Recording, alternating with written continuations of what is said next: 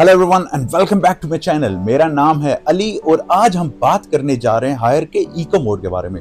जी हाँ, eco mode जिसके बारे में बहुत सी गलत इन्फॉर्मेशन इंटरनेट पे शेयर की जा रही है, क्योंकि मैंने बहुत सी वीडियो देखी है जिसमें वो गलत इन्फॉर्म कर रहे हैं, जिसकी वजह से आपका बिल और ज्यादा आता है कम होने के बजाय। और इको मोड को इस्तेमाल किस तरह करना है आज उस बारे में हम बात करेंगे। और जो भी मैं आपको इन्फॉर्मेशन प्रोवाइड करूंगा ये बेसिकली हायर के ऑफिशियल से ली गई इन्फॉर्मेशन है। हायर के ऑफिशियल वेबसाइट्स, हायर के ऑफिशियल लोगों से इन्फॉर्मेशन कंफर्म करके रिसर्च करके मैं आप लोगों के साथ शेयर करूंगा। तो चलें जी, बिजली सेव करते हैं मिलके। वीडियो एंड तक देखिएगा। अगर आपको वीडियो अच्छी लगती है तो लाइक कीजिएगा, अगर आपको चैनल अच्छा लगता है सब्सक्राइब कीजिएगा, क्योंकि इस तरह की बहुत इंटरेस्टिंग और बहुत इंफॉर्मेटिव वीडियोस मैं अपने चैनल पे डालता रहता हूं। विद दैट शुरू करते हैं।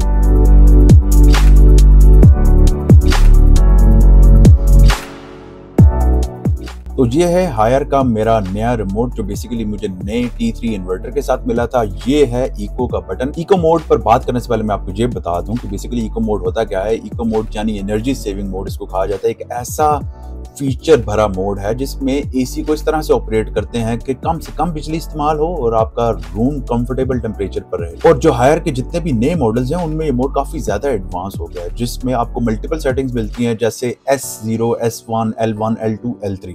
अब बहुत से लोग यहाँ पे ये भी गलती करते हैं कि जो वो S0, S1 को 5051 कह रहे होते हैं। सो बेसिकली इसी वजह से मैं आपको बताना चाह रहा था कि यहाँ पे YouTube पे आपको बहुत सी वीडियोस मिलेगी जिसमें गलत इंफॉर्मेशन प्रोवाइड की जा रही है। 5051 बोला जा रहा है और आपको वो मोड सिलेक्ट कराया जा रहा है जिसमें बिजली ज्यादा इस्तेमाल होती है।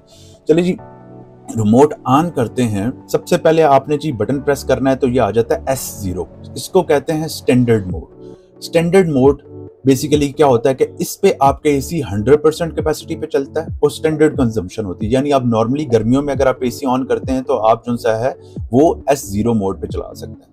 इसमें क्या होगा, आपको कूलिंग फुल दी जाएगी लेकिन आपकी एनर्जी सेविंग नहीं होगी। उसके बाद आ जाता है S1 मोड। S1 मोड को बेसिकली टर्बो मोड कहा जाता है और इसके अंदर एसी ऑपरेट करता है मैक्सिमम कैपेसिटी पे जल्दी कूल करने के लिए। यानी आपको जल्दी कूलिंग चाहिए तो आप ये वाला मोड इस्तेमाल कर सकते हैं। ये मोड इसी तरह ही है जैसे टर्बो मोड है। बेसिकली इस पे 110% एनर्जी इस्तेमाल होती है, यानी इसके इस्तेमाल करने से आपका बिल ज्यादा आएगा। रूम तो जल्दी ठंडा हो जाएगा। अगर आप गेस्ट आ जाते हैं, अगर आपको जल्दी कूलिंग करनी है तो तब आप इस मोड पे इस्तेमाल करें, अदरवाइज इसकी वजह से बिल ज्यादा आता है। आगे चलते हैं एनर्जी सेविंग वाली मोड्स की तरफ। उसमें अगला मोड जो है वो L1 आता है। L1 का ऑफिशियल नेम है बेसिकली बैलेंस्ड एफिशिएंसी मोड।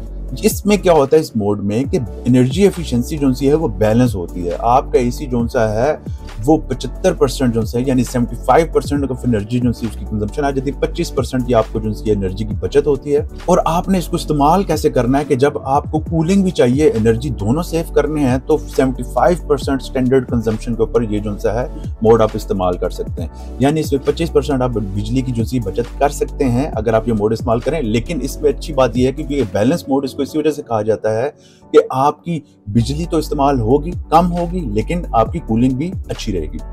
उसके बाद आ जाता है L2 मोड। L2 मोड को एक्चुअल में एनर्जी सेविंग मोड। ये एनर्जी सेविंग इस मोड में प्रायोरिटी पे आ जाती है। L1 पे उतनी प्रायोरिटी नहीं होती। L2 मोड में, एनर्जी सेविंग मोड में बेसिकली अराउंड 55% जो है वो आपकी एनर्जी कंज्यूम होती है, यानी आप 45% जो है बिजली वो सेव करते हैं। ये मोड तब इस्तेमाल करना है जब आप एनर्जी सेविंग को प्रायोरिटी देते हैं, ठीक है। लेकिन आपको कूलिंग भी चाहिए। उतनी कूलिंग नहीं होगी जितनी L1 पे होगी, लेकिन इसमें एनर्जी जो है वो बहुत ज्यादा सेव हो। फिर आते हैं हम लास्ट मोड की तरफ जो है L3 मोड। L3 मोड को मैक्सिमम सेविंग मोड भी कहते हैं। L3 का बेसिकली फायदा ये है कि इस पे जो है आपका एसी सिर्फ 40% एनर्जी कंज्यूम करता है, यानी 60% जो है बिजली की बचत कर रहा होता है।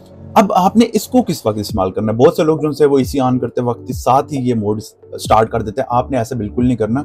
आपका रूम जो सा है अगर आपने L2 पे स्टार्ट किया है या L1 पे स्टार्ट किया, तो अगर आपका रूम ठंडा हो गया, आप समझ रहे हैं कि आपका रूम इनफ ठंडा हो चुका है, तो उसके बाद आप इसको L3 पे लेके जाएं।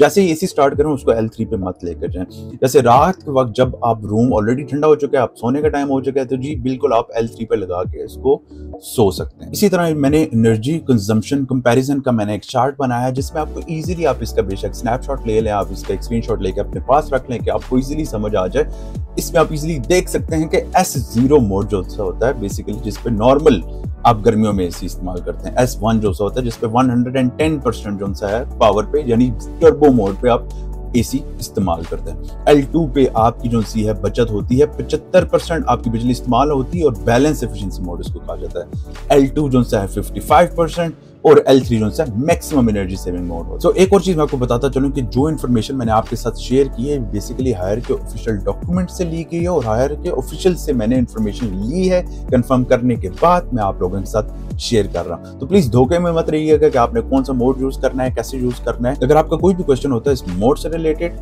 तो मेक श्योर कि आप जो सा है उसको कमेंट में ऐड करें। और अगर आप जानना चाहते हैं कि ये सारी चीजें आप मोबाइल के थ्रू कैसे इस्तेमाल कर सकते हैं तो उसके लिए भी मैंने एक वीडियो बनाई हुई है, वो आपको यहाँ पे शो हो रही होगी, डिस्क्रिप्शन में मैं उसका लिंक पे डाल दूंगा, आप मेरे चैनल पे चेक भी कर सकते हैं। एंड पर मैं आपके साथ एक प्रैक्टिकल टिप शेयर करना चाहूंगा और वो टिप ये है, इन मोड्स को बेस्ट इस्तेमाल करने का तरीका ये है कि जब आप एसी ऑन करें तो आप L1 पे स्टार्ट करें जिसपे 25% आपकी जो है बिजली सेव हो रही होती है। 1 घंटा चलाने के बाद जब आपका रूम जो है वो ठंडा हो जाएगा उसके बाद आप L2 या L3 पे जाएं। वजह क्या है कि अगर आप डायरेक्टली L2 या L3 पे जाएंगे आपकी एनर्जी तो सेव होगी लेकिन आपका रूम ठंडा होने में और ज्यादा टाइम लगेगा जिसकी वजह से एसी और ज्यादा एनर्जी खाएगा।